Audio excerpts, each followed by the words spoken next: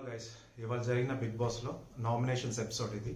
So nominations ఎపిసోడ్లో ఎవరన్నా ఒకళ్ళు వచ్చి ఎవరి గురించి అయినా మాట్లాడుతున్నప్పుడు, ఫర్ ఎగ్జాంపుల్ నబీల్ వచ్చేసి సోనియా గురించి మాట్లాడుతుంటే పృథ్వీ నిఖిల్ వచ్చి మాట్లాడతారు.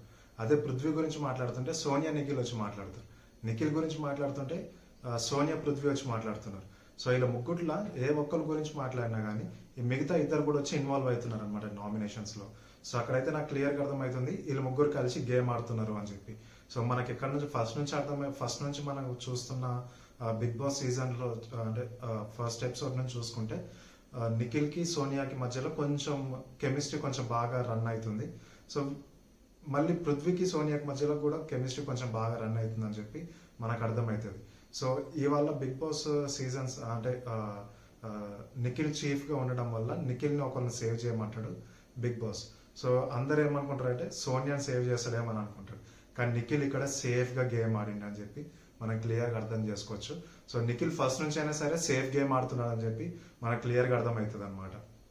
సో ఇక్కడ ప్రతి ఒక్కరు ఎవరైనా సరే సోనియా కానీ పృథ్వీని కానీ సేవ్ చేస్తాడు నిఖిల్ అని అనుకుంటాము, కానీ వీళ్ళు ఎవ్వరిని కాకుండా నిఖిల్ వచ్చేసి నైనికని సేవ్ చేస్తాడు. సో కొంచెం డిఫరెంట్గా అంటే ఎక్స్పెక్ట్ చేసింది కాకుండా నేను సేఫ్గా ఆడుతున్నాను, నేను సేఫ్గా ఆడట్లేను అని చెప్పడానికి జనాలకి నైనికని సేవ్ చేస్తాడు. అదేవిధంగా మొన్న రెడ్ గుడ్డు ఇస్తాడు కదా, ఆ ఎగ్ని నైనికకి ఇవ్వచ్చు కదా, అప్పుడే సోనియాకి ఇచ్చేసిండు. సోనియాకి ఇచ్చి ఇది కూడా మళ్ళీ సోనియాకి ఇస్తే బ్యాడ్ ఇంప్రెషన్ వస్తుంది అని చెప్పి సోనియాకి ఇవ్వకుండా నైనికకి ఇస్తాడు అనమాట. అదే విధంగా నబిల్ ఇవాళ సోనియాని నామినేట్ చేసి సోనియా గురించి మాట్లాడుతుంటే పృథ్వీ ఇన్వాల్వ్ అవుతాడు మధ్యలో. పృథ్వీ కాగానే మళ్ళీ నిఖిల్ కూడా ఇన్వాల్వ్ అవుతాడు. అదైతే నాకు నచ్చలేదు.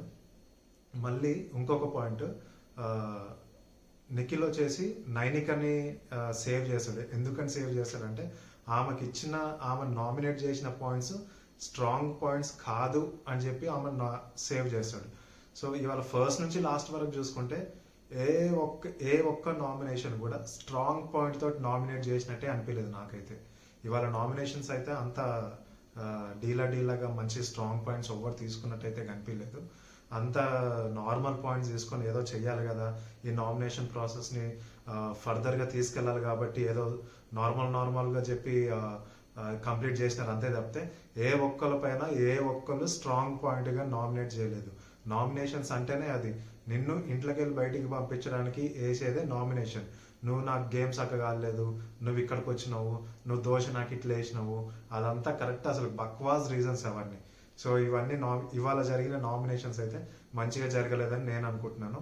సో నిఖిల్, పృథ్వీ, సోనియా వీళ్ళు ముగ్గురు కలిసి గేమ్ ఆడుతున్నారు. నిఖిల్ సేఫ్ గేమర్, ఇదైతే నా ఒపీనియన్.